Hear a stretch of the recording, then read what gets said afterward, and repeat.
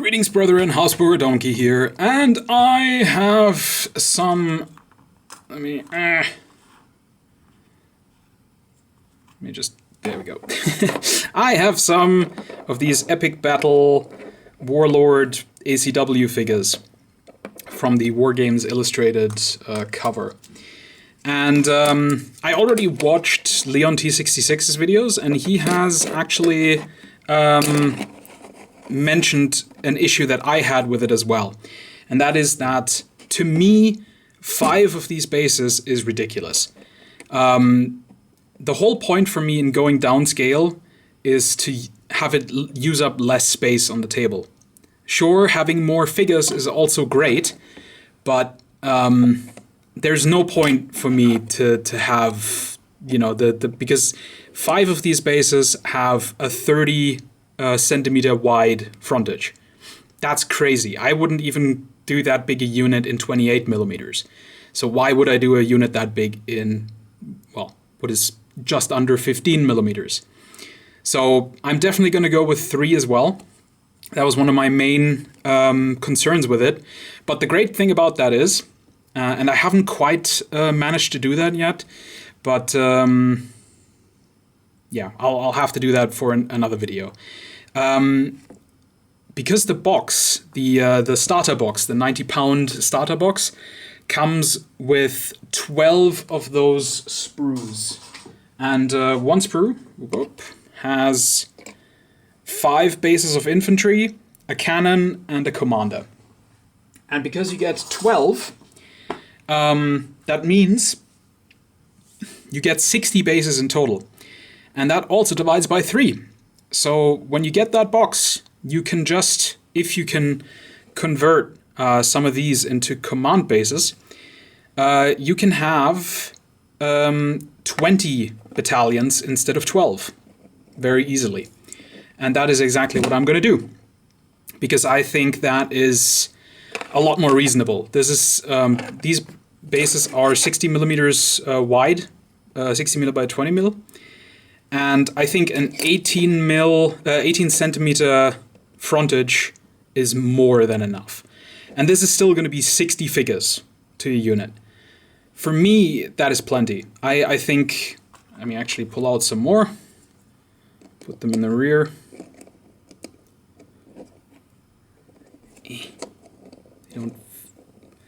They don't hold together particularly well when they're not glued down. That's okay. Come on. There we go. And then this one. And I think this looks like a fantastic unit. I don't think that you need much more than that to have, you know, it look like a good battalion size. Right. Further thoughts on this whole thing. Personally, I didn't start from a place where I hated these. To me, when something like this comes out, even if it's a scale that does not exist at all, it doesn't bother me that much, because I don't have any ACW collection. So to me, any miniature that comes out is of a new scale that I don't have yet. And as such, I don't really have a problem with that. And even if something comes out and I have a different scale, I mean, let's for example say, I do have a sizable collection of bolt action in 28 millimeters. And I also have a collection of Flames of War in 15 millimeters. Those are both World War II, but they're not compatible. And if somebody comes out with, you know, a more marketable World War II product in 10 millimeters, it is once again not going to fit with my stuff. So what is the difference between it being 10 mil and 12 mil? To me, there just isn't a difference. Maybe this is my sort of German wargaming perspective, where, you know, products are sold here more. Well, we have far less access to, you know, things like First Corps, stuff like that. Just random little shops that you know, garden shed casters. That stuff doesn't really exist here. That's all English, and yeah, to me, a boxed product is the standard. So when a company comes out with something new, I don't have that reaction that I say, oh, this is a new scale, that's heresy. Because again, every new box product is a new product, really. So I didn't come from that, approach it from that perspective. I approach it from the perspective that this is a scale that I can paint a lot of ACW figures really quickly. I really like the strip makeup of these. I think that's great. Reminds me a lot of War Master. And from War Master, I already know that this is really easy to paint. And it's going to be really easy to paint up a whole army of it. And because it's a boxed product that comes with a starter box, it comes with boxes that are going to be available at German local hobby shops, because Warlord is at this point an established brand. People have seen Bolt Action here and Conflict 47 and various of their other games. This is going to be something that I'm going to be able to sell to people. Well, not physically sell, but as I'm going to be able to sell them on the game. Because it's a box product, they can just get everything from Warlord. And they don't have to dig around and find small casting companies that then offer the same scale. And that's another thing. 15 millimeter does not mean 15 millimeter, right? I mean, here in the back, here it says, right, 15 millimeter is supposed to be 1 to 114. This is not true for practically any scale. Like, if you think about, like, this is taller than Peter Pig, right? And it's taller than Blue Moon. No, is it smaller than Blue Moon? I don't even know, but within 15 millimeters ACW, there's at least 3 distinctive scales that do not work together. Peter Pig does not work with Blue Moon.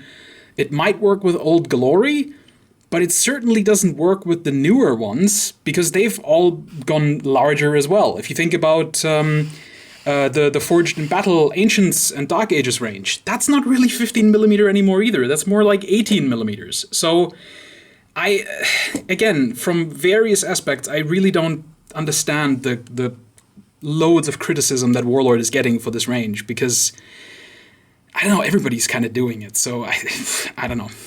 But let's move on. The other thing that I had a problem with these figures, and that I was kind of worried about beyond them being too wide with 100 figures, is that they're so nice and shoulder to shoulder in these strips, but then you put them next to each other on the bases, and you have these massive gaps.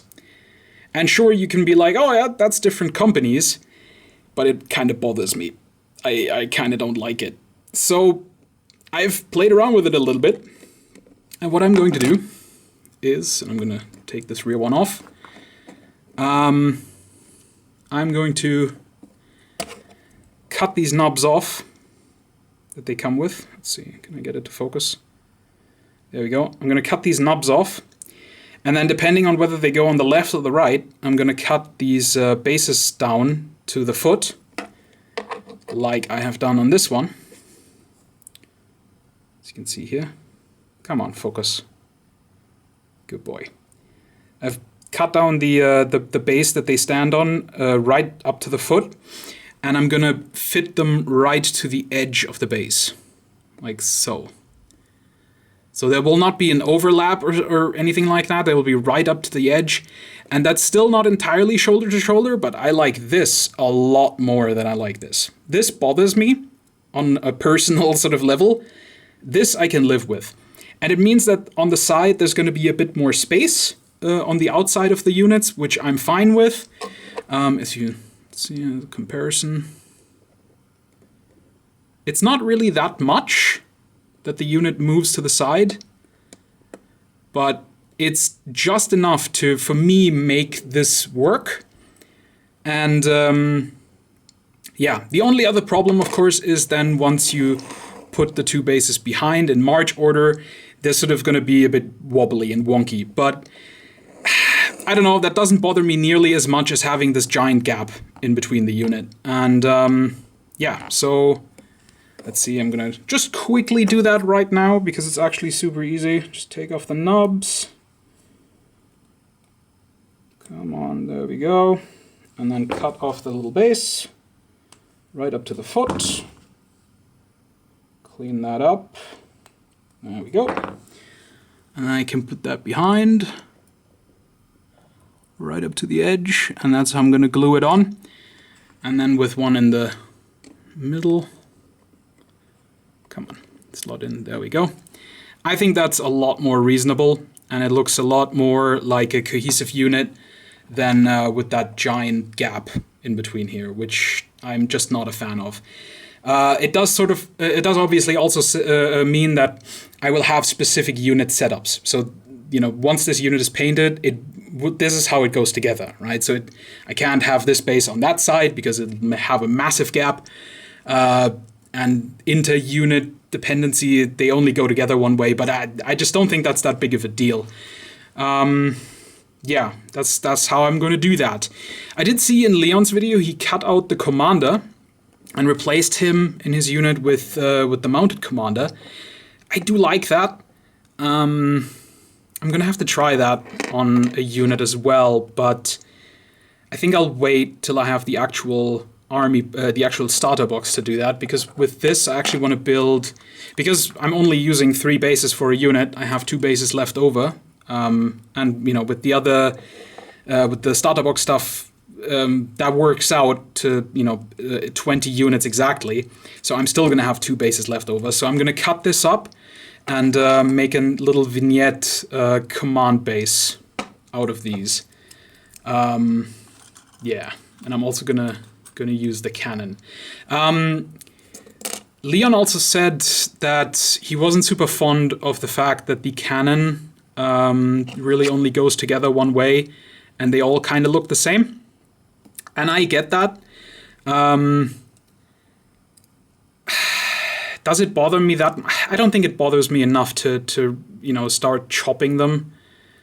I think they look fine as they are. And sure, you're gonna have a lot of cannons that look the same, but I think that's, to me, that's then sort of a, you know, that's the price you pay, I suppose. I mean, we're talking about a starter box that costs £90. I actually got 10% off from a Christmas thing as well. And you get almost 3,000 figures for £90. I think I'm okay with all the cannons looking the same when I get that good of a deal on figures. Maybe that's just me. But anyway, this is what I'm gonna do. This is my little trick that I'm gonna add. That I'm gonna throw into the community, is the shoving them to the middle a little bit to make them look a little bit more cohesive. Actually, you know what? The video is going on so long already. I might as well just do it on all the bases, and we'll have a look at how it actually looks for a full unit. I already cut off the base on this one, which is good. And see, here's the gun is in the way from that guy a little bit, so we can't actually get as close as I would want. Silly. Why would that one guy, you know, shoulder his rifle? That's horribly unprofessional. And come on. Last one. Bear with me. Quickly clean this up. There we go. And that on there, up to the edge. And there we go. And that's how my units are gonna look. I might actually have to do some finagling with this guy's rifle. It works better with the other one in the front. No, that doesn't make a big difference. Maybe this is better, actually. Yeah, there we go. Yeah, I'm really happy with this. As a super simple conversion. I mean, it's really just cutting off the nubs and shortening down the little bases they come on. And I really think it enhances the effect so much. And yeah, I look forward to this project. This is going to be fun. I had no reservations on the scale part or the Warlord part or any part of it, really. I think as many misses as Warlord may have had in the last 2 years with various projects they've started, I think this one is actually a hit. And I think this is actually the one that might stick and that might make sort of rank and flank, Black Powder era and Ancients era, because, this could also be Romans or, Macedonians. I think that this scale and this system and the way they put it out as a game, I think that could actually make those periods and mass battle a thing in the community, like on a bold action or a Flames of War level. And that to me is the single most exciting thing about this, because that's the kind of stuff I want to play. I'm super sick of World War II, and I would love to play American Civil War instead with, people that aren't willing to buy, First Corps or Steve Barber models and have them shipped across and then buy MDF bases and flags from a different company and wire spears from a different company and have all metal figures and, do all the stuff, because that, you just have to accept that that's kind of a grognard thing. And I like doing it because I've grown up with it. But I know that there's a lot of people who would much rather build plastic figures. And I think for them, this could be something that gets them to play something other than 40K and World War II. And I'm all about it. So I'm really happy about this Epic Battles thing. I really hope it succeeds and that they expand it to other periods. I mean, Waterloo is the obvious next step. I could definitely see Romans and Macedonians and Gauls in this same style. I could see various Crusades or Dark Ages stuff. I mean, the possibilities are pretty endless with this, and I think that's awesome. Because it taps into stuff that usually is reserved for the hardest of constitutions when it comes to building and playing the historical hobby. All right, guys, that's my thoughts. I hope this helps somebody or gives somebody ideas as to what to do with their units as well. I'll do a quick thing when I've painted them, because I have a really nice idea of what to do with these. It will be involving the airbrush, so I know it's not useful for everybody, but I have a really, really nice idea of what to do with the airbrush with these, and I'm going to try that, and I'll let you know how it goes. But this might take a week or two, because I definitely want to paint the High Elf guy first. Alright guys, super long video again. I'll see you in the next one, and until then, take care and enjoy the hobby.